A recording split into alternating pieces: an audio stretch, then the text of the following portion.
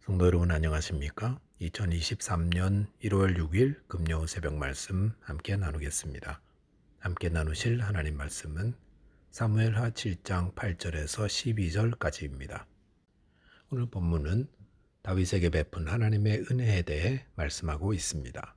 본문을 통해서 하나님의 은혜는 조건도 없고 한계도 없이 풍성한 은혜임에 대해 묵상하겠습니다. 첫째 묵상할 내용은 하나님의 은혜는 조건이 없다라는 것입니다. 본문은 다윗이 왕이 된 후 성전을 건축하려는 마음을 하나님께 아뢰었을 때에 하나님이 나단 선지자를 통해 다윗에게 주신 약속의 말씀입니다. 하나님은 다윗이 성전을 건축하려는 마음만 받으시고 그 성전 건축은 다른 사람에게 맡기시겠다고 하였습니다. 그러면서 하나님이 다윗에게 하신 일과 또 앞으로 할 일들을 말씀해 주셨습니다. 본문 8절을 보시면 그러므로 이제 내 종 다윗에게 이와 같이 말하라. 만군의 여호와께서 이와 같이 말씀하시기를 내가 너를 목장 곧 양을 따르는 데에서 데려다가 내 백성 이스라엘의 주권자로 삼고 라고 하였습니다. 여기 보시면 하나님은 다윗을 양을 따르는 데서 데려다가 백성의 주권자로 삼았다고 하였습니다. 양을 따른다는 것은 목자의 일입니다. 이것은 하나님이 목자 일을 하던 다윗을 이스라엘의 주권자로 삼으셨다라는 말입니다. 사무엘상 16장에 보시면 하나님은 사무엘 선지자를 베들레헴 이새의 집에 보내어 그 집 아들들을 보게 하셨습니다. 베들레헴이 어떤 곳입니까? 지금은 성지 순례를 가면 필수 코스가 되어 있지만 당시 베들레헴은 아주 작은 동네였습니다. 미가서 5장 2절에도 보시면 베들레헴 에브라다여 너는 유다 족속 중에 작을지라도 라고 하였습니다. 베들레헴은 작은 동네입니다. 그렇게 작은 동네에서 다윗은 이스라엘은 사람의 집안의 8번째 아들로 태어났습니다. 아들 8가정의 막내라면 아마 동네 사람들이 그 이름이나 제대로 불렀을까요? 그 집 아들 많은 집, 막내, 이름이 뭐더라 이런 식이었을 겁니다. 거기다가 다윗이 하던 일은 양을 치는 일이었습니다. 양 치는 것은 당시에는 누구나 하던 일이었습니다. 그 말은 다윗은 출신도 외모도 직업도 변변찮았다는 겁니다. 그런데도 하나님이 다윗을 왕으로 세우셨습니다. 왜 그렇습니까? 그것은 하나님의 은혜 때문입니다. 다윗은 왕이 될 조건을 갖추었기 때문에 왕이 된 것이 아니라 하나님의 은혜로 왕이 되었다는 겁니다. 그래서 다윗은 사무엘하 7장 18절에서 주 여호와여 나는 누구며 내 가족은 무엇인데 나에게 이런 축복을 베풀어 주셨습니까? 라고 기도하였습니다. 나는 누구며 내 가족은 무엇입니까? 라는 말은 저는 이 은혜를 받을 아무런 조건도 갖추지 못한 자입니다. 라는 말입니다. 이것은 하나님의 은혜는 조건 때문에 주시는 것이 아님을 보여줍니다. 하나님의 은혜에는 조건이 없습니다. 다윗이 왕이 되는 복을 받은 것이 조건을 갖춘 것이 아닌 것처럼 저와 여러분이 하나님의 은혜를 입어 죄사함과 하나님의 자녀가 된 것은 조건 때문에 받은 것이 아니다라는 겁니다. 그것은 마치 고아원에 입양할 아이를 택하러 온 부부에게 택함받는 것과도 같습니다. 따뜻하고 자상하며 부유한 부부가 한 아이를 택하러 왔는데 거기에서 내가 택함받은 것입니다. 왜 그 많은 아이들 가운데 나를 택한 것일까요? 내가 착해서요? 내가 방긋방긋 잘 웃었어요? 아닙니다. 그날 그 부부가 나를 볼 때 그분들의 눈에 내가 들어왔기 때문입니다. 나는 왜 구원받았습니까? 아무리 생각해봐도 우리는 답을 찾지 못합니다. 그래서 성도는 이렇게 묻습니다. 왜 저입니까, 주님? 성도는 다윗과 같이 하나님의 은혜를 받아 죄사함과 하나님의 자녀가 된 자입니다. 그것은 우리가 가진 조건 때문이 아니라 전적인 하나님의 은혜 때문이었습니다. 그러므로 이 조건 없이 베푸신 하나님의 은혜를 감사하는 저와 여러분 되시기를 바라겠습니다. 둘째로 묵상할 내용은 하나님의 은혜는 한계가 없다는 것입니다. 다윗에게 베푸신 하나님의 은혜를 제대로 설명하려면 무엇보다도 우리아의 아내를 취하고 우리아를 죽인 사건을 이야기해야 할 것입니다. 그 사건은 다윗으로 하여금 제기불능의 자리로 떨어지게 만들 사건이었다 할 수 있습니다.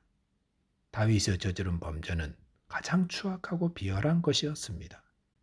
그는 자신에게 충성하는 신하의 아내를 취하기 위해 전사를 가장하여 죽게 만들었습니다. 그것은 우연히 된 것이 아니라 다윗의 치밀한 계획으로 이루어진 일이었습니다. 그는 조건 없이 베푸신 하나님의 은혜로 목동에서 왕이 되었습니다.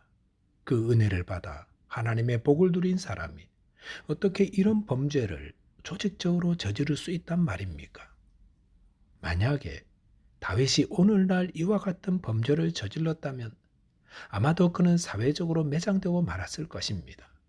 그가 지은 많은 시편들도 자취를 감추고 말았을 것입니다. 그런데 그 사건 이후 다윗은 어떻게 되었습니까? 아니, 하나님은 어떻게 하셨습니까? 다윗은 비록 회개하였지만 바세바 사이에 태어난 아이는 얼마 있지 않아 시름시름 앓다 죽게 되었습니다. 그것은 하나님의 징계의 결과였습니다. 그리고 그 다음에 태어난 아이는 어떻게 되었습니까?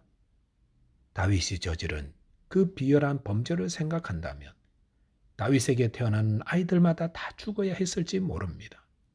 그래서 그럴 때마다 가슴을 치며 내가 지은 죄로 내가 벌을 받는구나라고 통곡해야 했을 것입니다. 그런데 그랬나요? 아닙니다. 오히려 그 다음 밧세바와의 사이에 태어난 아이는 다윗을 이어 이스라엘의 왕이 되었습니다. 그 아이가 태어났을 때 하나님은 선지자를 보내어 여디디야라는 복된 이름도 주셨습니다. 어찌 하나님은 이렇게 하신 것입니까? 하나님은 다윗이 행한 끔찍한 범죄를 잊으셨단 말입니까? 하나님이 왜 범죄한 다윗에게 이런 복을 내리셨습니까? 그것은 하나님의 한량없는 은혜 때문입니다. 오늘 본문 12절에 보시면 네 수완이 차서 내 조상들과 함께 누울 때에 내가 내 몸에서 날 내 씨를 내 뒤에 세워 그의 나라를 견고하게 하리라 라고 하셨습니다. 이 말씀은 아직 다윗이 범죄하기 전에 하신 것입니다.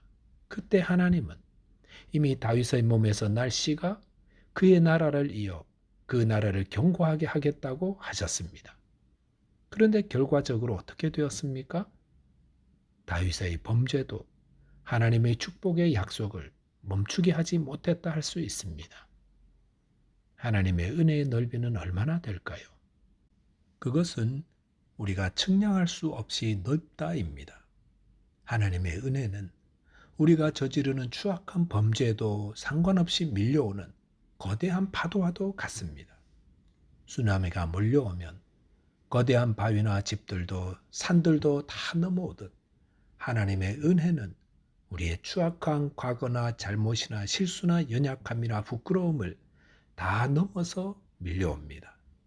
그리고 우리의 삶에 하나님의 평강으로, 하나님의 사랑으로, 하나님의 위로로 온통 충만하게 만드시는 것입니다. 왜 예수님은 현장에서 가늠하다 잡힌 여인을 죽이라 하지 않고 따스한 말씀으로 위로하시며 다시는 죄를 범하지 말라 하시며 돌려보내신 것입니까? 그것 역시 하나님의 은혜는 한계가 없기 때문입니다. 혹 허물과 연약함과 잘못과 부끄러움이 있다면 회개하시기 바랍니다. 그리고 하나님의 은혜를 구하시기 바랍니다. 그럴 때에 하나님의 한량없는 은혜가 우리의 삶을 가득하게 채울 것입니다. 말씀을 정리하겠습니다. 하나님의 은혜는 조건도 한계도 없이 풍성합니다. 이 은혜를 베푸시는 하나님을 사랑하며 의지하는 저와 여러분 되시기를 바라겠습니다. 기도하겠습니다. 하나님 아버지, 저희가 무엇이기에 독생자 예수 그리스도를 보내어 저희를 죄에서 구원하시고 하나님의 자녀 삼아 주셨습니까? 이 은혜를 감사하며 주님만을 섬기며 사랑하는 저희 모두 되게 하여 주옵소서. 예수 그리스도 이름으로 기도하옵나이다. 아멘. 오늘도 주님의 은혜 안에서 복되고 형통한 하루 되시기 바라겠습니다. 감사합니다.